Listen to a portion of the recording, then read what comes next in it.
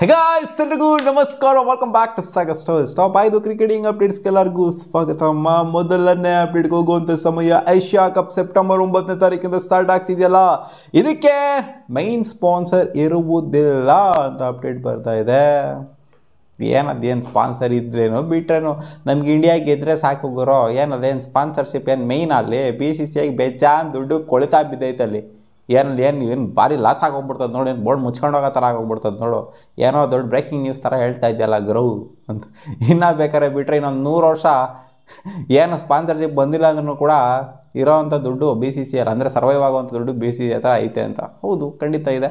So sponsor ಇಲ್ದಂಗೆ ಹೋಗ್ತಾರಂತೆ. ಆಮೇಲೆ ನಿಧಾನವಾದ್ರೂ ಪರವಾಗಿಲ್ಲ, ಒಳ್ಳೆ ಸ್ಪಾನ್ಸರ್ನ ಹುಡ್ಕೋಣ ಅನ್ನೋ ಥರ ಇರಬೇಕು. ಇನ್ನೂ ಟೆಂಡರ್ ಕರೆದಿಲ್ಲ ಈಚೆಗಡೆ. ಸೊ ಅದರಿಂದ ಏಷ್ಯಾ ಕಪ್ ಕೂಡ ಸ್ಪಾನ್ಸರ್ ಇರೋದಿಲ್ಲ, ಹಂಗೆ ಖಾಲಿ ಹೋಗ್ತಾರೆ. ಅಪ್ಡೇಟ್ ಬಿಟ್ಟು ರೀಸೆಂಟಾಗಿ ಒಂದು ರೀಲ್ ಸಿಕ್ಕಾಪಟ್ಟೆ ವೈರಲ್ ಆಗ್ತಾ ಇದೆ.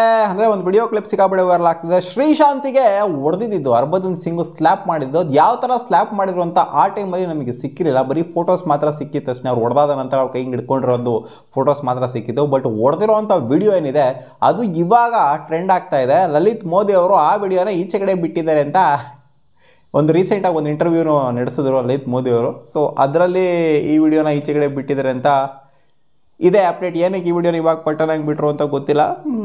ಶ್ರೀಶಾಂತ್ ಅವರು ಸಿಕ್ಕಾಪಟ್ಟೆ ಡಲ್ ಆಗಿದ್ರು. ಅದನ್ನ ಅವಾಗಲೇ ನೋಡಿದ್ವಿ ನಾವು. ಶ್ರೀಶಾಂತ್ ಅವ್ರಿಗೆ ಹೊಡೆದಿದ್ದು ಗೊತ್ತಿರಲಿಲ್ಲ ಅಷ್ಟೇ ನಮಗೆ, ಅಂದರೆ ಹೊಡೆದಿದ್ದು ವಿಡಿಯೋ ಕ್ಲಿಪ್ ಇರಲಿಲ್ಲ.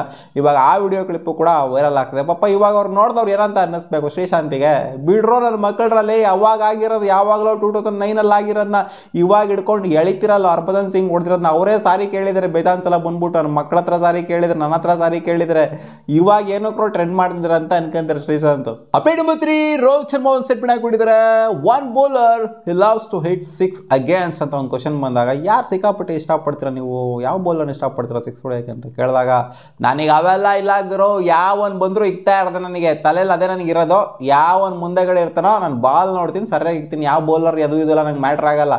ಅವನ ಅಜ್ಜಿ ನಂಗೆ ಶಾರ್ಟ್ ಬಾಲ್ ಯಾವ ಪುಡಾಂಗ್ ಬೌಲರ್ ಹಾಕಿದ್ರು ಕೂಡ ಅದು ಈಚೆಗಡೆ ಹೋಗಿರ್ತದೆ ಅನ್ನೋ ಥರನೇ ಹೇಳಿರೋದು. ಒಟ್ಟಲ್ಲಿ ನನಗೆ ಬೌಲರ್ ಮ್ಯಾಟ್ರ್ ಆಗಲ್ಲ, ಬಾಲ್ ಮ್ಯಾಟ್ರ್ ಆಗುತ್ತೆ ಅಷ್ಟೇ ಅಂತ ಹೇಳಿದ್ರು. Update number 4, Sri Lanka squad for Asia cup 2025 has been announced. ನೋಡ್ತಾ ಇರ್ಬೋದು ಯಾವ ಥರ ಇದೆ ಅಂತ, ಬಲಿಷ್ಠವಾಗಿ ಕಾಣಿಸ್ತಾ ಇದೆ. ನನಗೇನೋ ಅನ್ಸುತ್ತೆ ಇಂಡಿಯಾ ವರ್ಸಸ್ ಶ್ರೀಲಂಕಾ ಫೈನಲ್ಗೆ ಬರುವಂಥ ಎಲ್ಲ ಸಾಧ್ಯತೆ ಇದೆ ಅಂತ. ಯಾಕಂದರೆ UAE ಆದಾಗ ಒಂದ್ಸಲ ಟ್ರೋಫಿನೂ ಕೂಡ ಗೆದ್ದಿದ್ದಾರೆ ಇವರು. ಇಂಡಿಯಾ ಗೆಲ್ಲಕ್ಕಿಂತ ಮುಂಚೆ ಚೆನ್ನಾಗೇ ಪರ್ಫಾರ್ಮ್ ಮಾಡ್ರು, ಕಮ್ ಬ್ಯಾಕ್ ಆಗಿತ್ತು ಅದು ಅವ್ರದ್ದು. ಸೊ ಈ ಸಲನೂ ಕೂಡ UAE ಆಗ್ತಾ ಇರೋದ್ರಿಂದ ಬಹುಶಃ ನನ್ನ ಪ್ರಕಾರ ಇವರಿಬ್ಬರು ಫೈನಲ್ ಆಡ್ಬೋದು, ಇಂಡಿಯಾ ಆ್ಯಂಡ್ ಶ್ರೀಲಂಕಾ ಅಂತ ಅಂದ್ಕೊಂಡಿದ್ದೀನಿ. ಪಾಕಿಸ್ತಾನದ ಬಗ್ಗೆ ಕೇಳ್ಬೋದು, ಪಾಕಿಸ್ತಾನ ಎಲ್ಲ ಅಷ್ಟೇನು ಸೀನ್ ಇಲ್ಲ ಗುರು ಆ ಟೀಮ್ಗೆ. ಶ್ರೀಲಂಕಾಗೆ ಸೀನ್ ಜಾಸ್ತಿ ಇದೆ ಹಂಗೆ ನೋಡೋಕೆ ಹೋಯ್ತು ಅಂತಂದರೆ.